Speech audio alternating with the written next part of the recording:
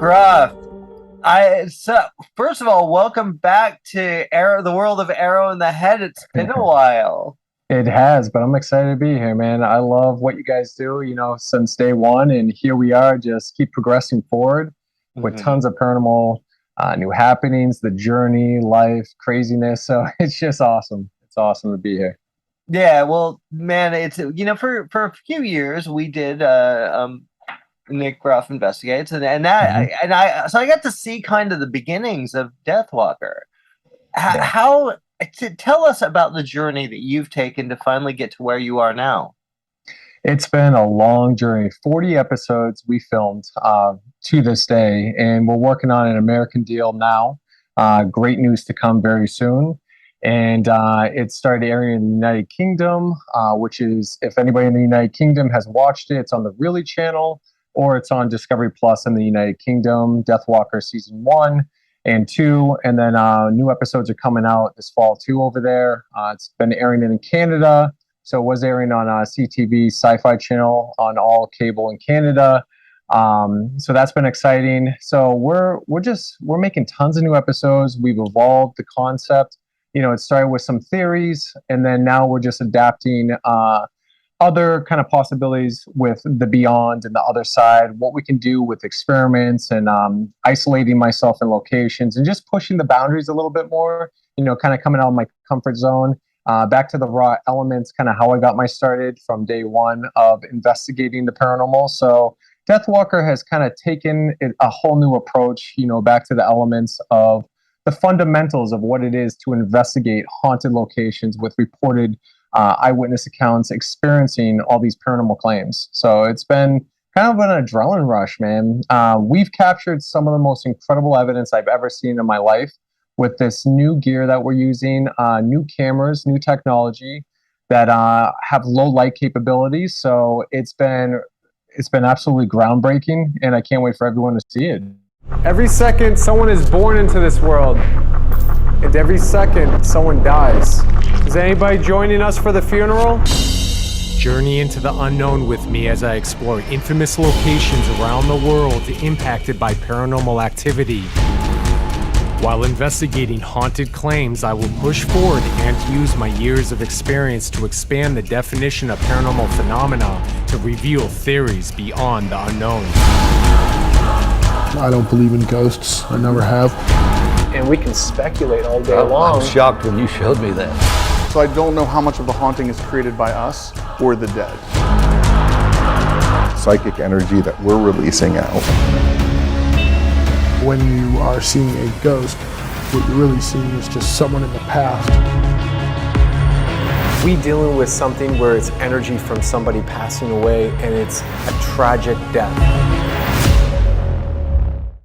We're excited because we are premiering Deathwalker right here in North Tonawanda, New York. So Western New York right now, we're kicking off a premiere August 20th, which is a Saturday at doors open at 6 p.m.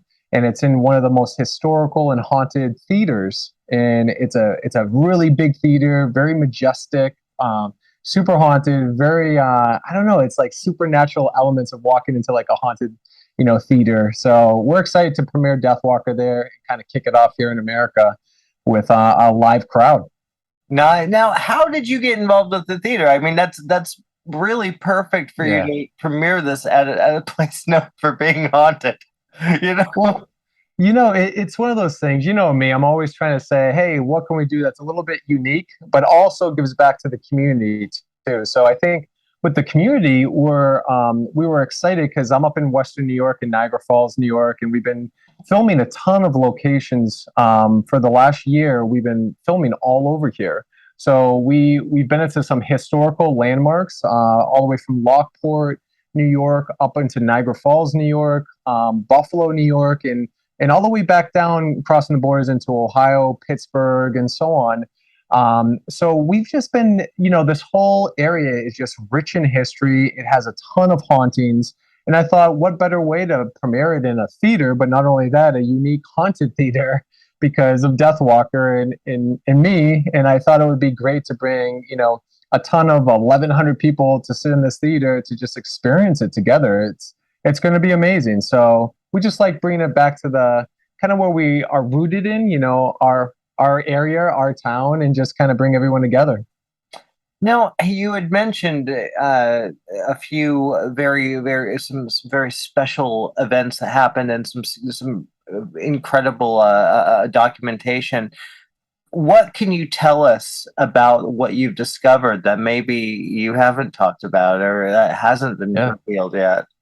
Yeah, so recently we just discovered when we were filming and investigating a location called the Western Block in Lockport, New York. Very historic, a lot of death, probably around 200 or so people have died over the span of tons of years that it's been in operation just right on the land. It sits right next to the canal, where the canal sits going up Western New York there. And Lockport's just a very historical town just in general. So we investigated. My cousin Justin and I were in there by ourselves.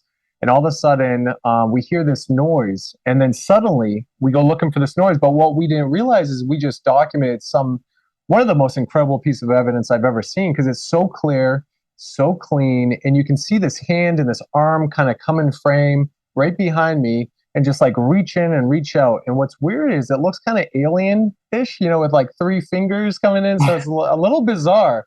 So I just started thinking outside the box. I took it to a third-party analysis. They analyzed it to show it wasn't anything of malfunction of equipment or any hair coming into frame or any anything that they could possibly debunk. Because I really wanted a logical reason of why. Because I researched it heavily and looked at it, studied it, brought it to somebody who's been doing it for 30 years, a professor at one of the universities here, to analyze the video, and he did, and he couldn't rule out any possibilities that would be environmental or natural causes.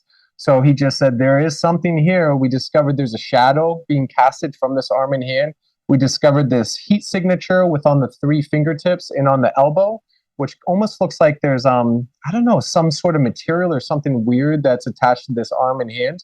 I even went further and said, what happens if this isn't just a ghost? If this isn't just somebody who died here from a fire that took place here, or somebody who passed away? What happens if it's maybe an interdimensional being? So we took it to a UFOologist, and the UFO specialist actually started analyzing it and went into their whole documentation of UFO encounters in the area of Western New York and started pinpointing certain elements and started ruling out other possibilities. So it was really cool to see the different perspectives.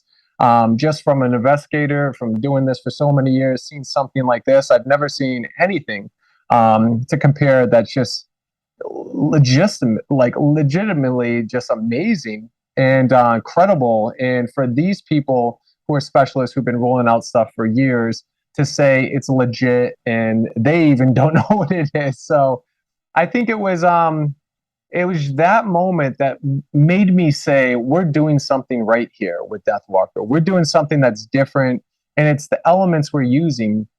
No big camera crews, just 2 people investigating. One person's documenting me, trying to communicate with the other side.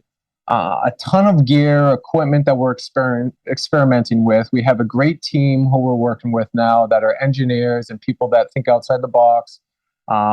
Very unique locations that have never been put on TV or investigated like this before. So we have unique access, and we're just hitting really cool stuff that's given us some credible evidence. So we're excited. Well, yeah. What is interesting to me is that you're talking about this new camera and all these and you've always been kind of trying to up your game a little bit with technology and kind of creating the reality behind what you're doing, which obviously a lot of people kind of jump into these shows and just start, there's those that's a ghost right there. Yeah. How is that? How have you seen it change the world of investigation and with how we've come with all this technology to kind of further what you can do?